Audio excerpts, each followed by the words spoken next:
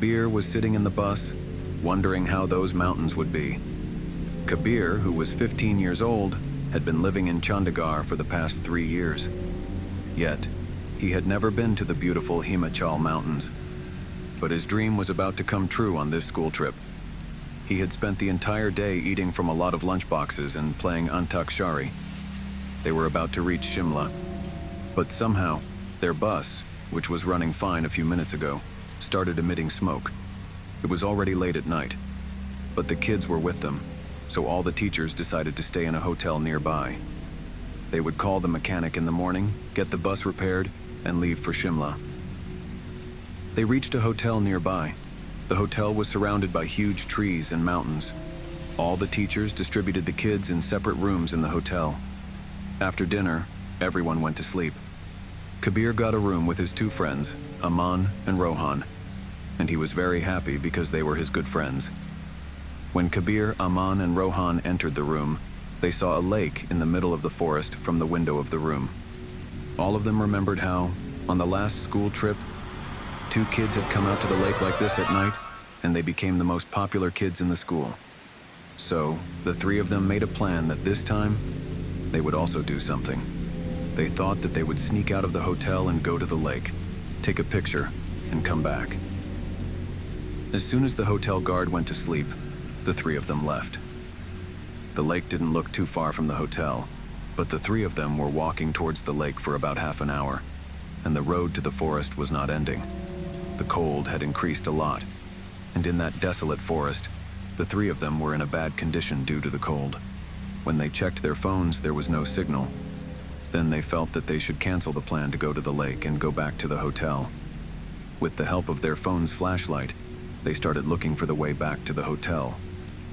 While searching for the way, Aman and Kabir, who were walking a little ahead of Rohan, turned around and saw that Rohan was not there. Then they heard someone running from their side. They got very scared, but because they couldn't leave Rohan alone, they followed the sound of those footsteps. In the middle of the desolate and dense forest, they kept following the sound of those footsteps, which stopped after a few minutes. They hadn't seen Rohan yet, and Aman and Kabir were very scared now. But then they heard a sound as if someone was digging the ground. They slowly went towards that sound, and from behind the bushes, they saw that it was no one else but Rohan digging a hole in the forest. They called out to Rohan out of fear. Rohan turned towards them and started looking at them with angry eyes. His eyes had turned completely black, as if someone had taken out his eyes from inside him. Aman went to Rohan and put his hand on Rohan's shoulder and asked him what had happened.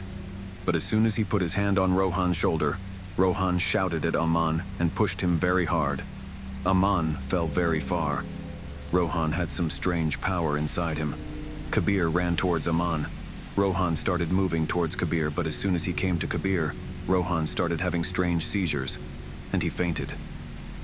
Kabir started trying to wake him up, and as soon as Rohan came to his senses, he looked towards Aman and shouted loudly, "He is inside, Aman!" When Kabir saw this, Aman was sitting down with his head down. He suddenly raised his head and his eyes were completely black. Before this, Kabir and Rohan could do something. Aman, who was unconscious for some time, got up and started running into the jungle. Rohan and Kabir followed him and saw in the phone's flashlight that Aman was running towards a ruin. As they got closer, they saw the ruin was actually a very old house. Looking at it, it seemed that no one had set foot there for years. Both were very scared, and they were not able to move forward. But to save Aman, Kabir and Rohan entered that ruin. They heard a voice coming from a floor above. When they reached near that voice, what they saw, they couldn't believe. They saw that Aman was hanging in the air in a state of unconsciousness, and an old woman was talking to him. That woman's face was very scary. Her eyes were completely black, her skin was hanging, and her scattered white hair made her even more terrifying. They both ran out of there as soon as they saw that woman. That woman also started following them. Kabir and Rohan quickly got down the stairs and reached the door of the house. When they turned around and looked back, the old woman was crawling down the stairs like an insect and getting closer to them. Somehow, they got out of there and ran towards the forest. They kept running.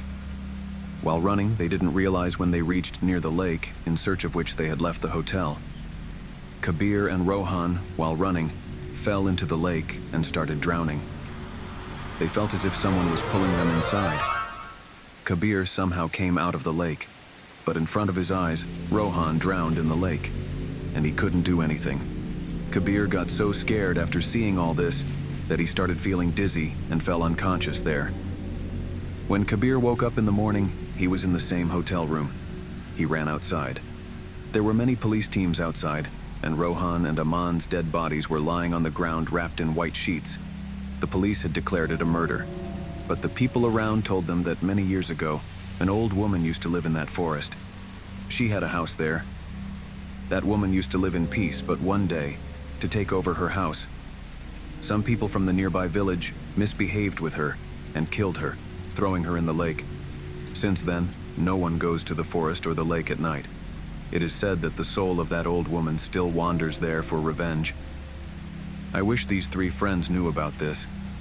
Then perhaps, along with Kabir, Rohan and Aman would have been alive.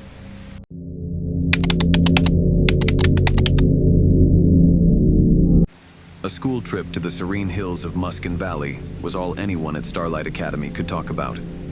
15-year-old Ishan, a bright and curious student, had been living in Jaipur for years, but had never explored the picturesque valleys of the region. This trip was his dream come true. The day had been full of joy, endless games, songs, and shared snacks. However, as night fell, their bus, which had been running perfectly fine, suddenly broke down on a deserted road. Smoke billowed from the engine, and the cold crept in. The teachers decided to stay at a small, old-fashioned lodge nearby. The plan was to call a mechanic in the morning and resume their journey to Muskin Valley. The lodge was tucked away near a dense forest, its silhouette eerily beautiful against the moonlit sky. Teachers allocated rooms to the students, and Ishan was thrilled to share his room with his best friends, Neil and Arjun. Their room offered a stunning but haunting view of a shimmering lake, surrounded by ancient trees. That night, the trio couldn't stop talking about the lake. It reminded them of the tale from their last trip where two students had snuck out, taken daring photos, and become school legends. Fueled by curiosity and the desire to outdo them, Ishan, Neil, and Arjun decided to sneak out after the lodge's watchman fell asleep. The forest and the shadows armed with their phone flashlights, they quietly made their way toward the lake. It seemed so close from the window, but the journey through the forest felt endless. The air grew colder, the trees denser, and soon they realized they'd been walking for over 30 minutes.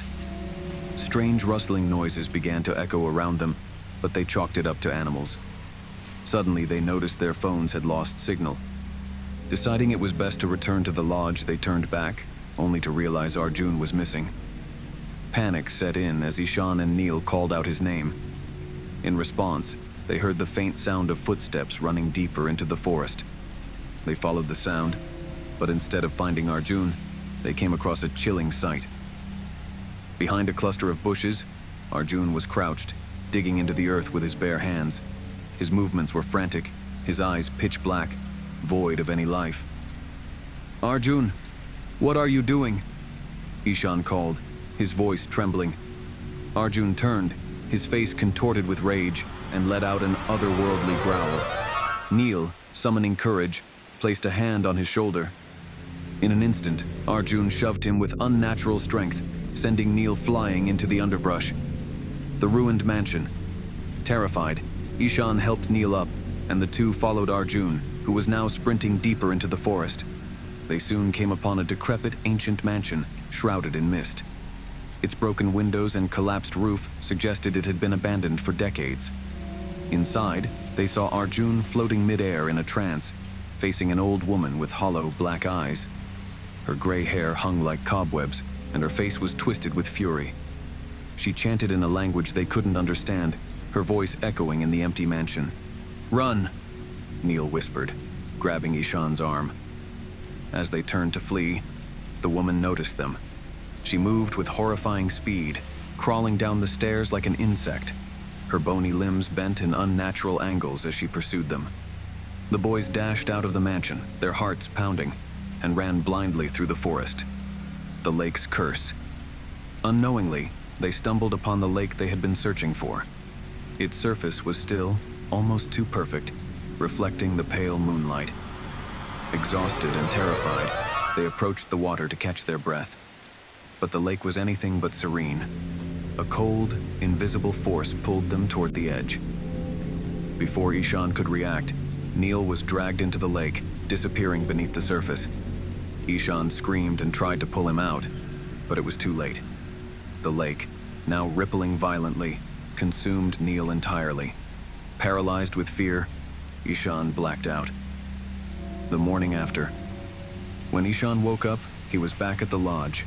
Police cars surrounded the area. Through the crowd, he saw two bodies covered with white sheets, Neil and Arjun.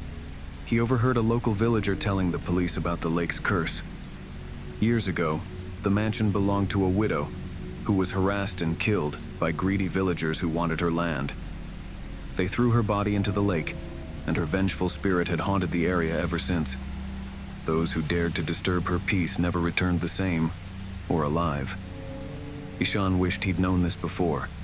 If he had, perhaps his friends would still be alive.